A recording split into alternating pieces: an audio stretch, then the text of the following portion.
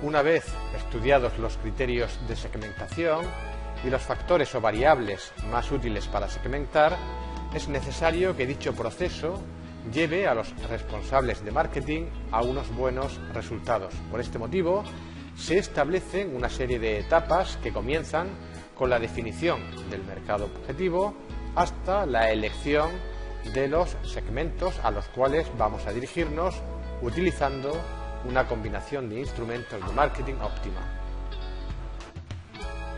La primera fase o etapa consiste en la recogida y análisis de toda la información existente en cuanto al número de consumidores actuales y potenciales, límites del mercado, productos y marcas adquiridas, volumen medio de compra, localización, etc. En esta fase se examina el mercado para determinar las necesidades específicas satisfechas por las ofertas actuales, las que no lo son y las que podrían ser reconocidas. En la segunda fase se eligen las 2 o 3 variables que mejor permitan explicar el mercado.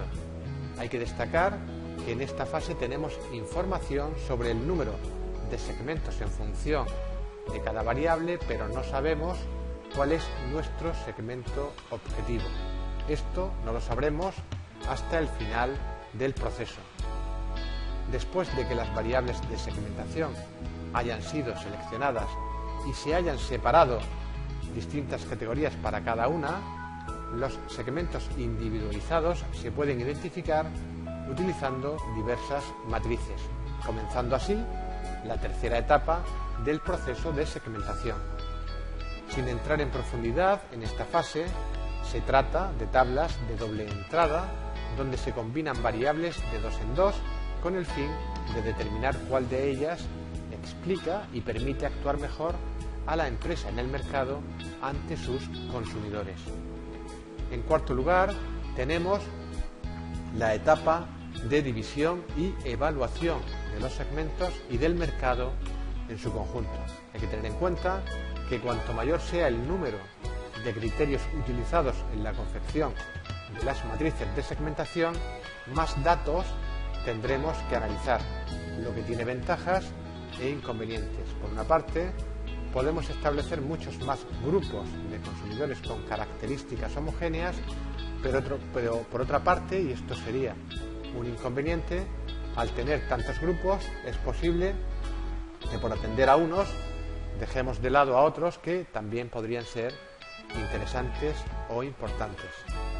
En la quinta etapa se evalúa el interés de los segmentos en función de ciertas características, tales como el tamaño del segmento, el consumo per cápita del segmento. Así puede tratarse de un segmento interesante en cuanto al tamaño, pero poco atractivo debido a su bajo poder adquisitivo. También se puede analizar la tendencia o evolución del segmento, es decir, si crece o decrece. Para ello habrá que tener información de varios periodos. Igualmente, otra característica sería la accesibilidad al segmento por los canales disponibles para la empresa. De tal forma, por ejemplo, si el segmento más interesante realiza las compras a través de Internet, pues la empresa tendrá que disponer de dicha capacidad. Otra característica sería la defendibilidad del segmento, es decir, una vez que la empresa logre posicionarse en ese segmento, tenemos que saber si es fácil de defender dicho posicionamiento. También se analiza el riesgo. Puede ser que un segmento sea atractivo, pero que también lo sea para otros competidores, por lo que si el riesgo de entrada es alto, tal vez la empresa debería dirigirse a otros segmentos con mayores barreras de entrada. Igual ocurre con el nivel de competencia. Cuanto mayor sea la competencia en un segmento, más repartida estará la cuota de mercado y más difícil será sobrevivir. Otra característica sería la durabilidad del segmento, por lo que tendríamos que calcular qué vida se le supone a dicho segmento y la correspondencia con la estrategia comercial de la empresa o los objetivos generales de la empresa. A continuación, en la sexta etapa, se deben elegir el segmento o segmentos a los que nos vamos a dirigir en función de nuestras capacidades financieras, humanas, de producción, etc. Y finalmente, en la última etapa, se tiene que determinar qué política vamos a aplicar a cada segmento seleccionado, fijando las características del producto y su precio, así como los canales de distribución y las técnicas de comunicación más adecuadas a nuestros segmentos, los medios y las promociones que más se ajusten.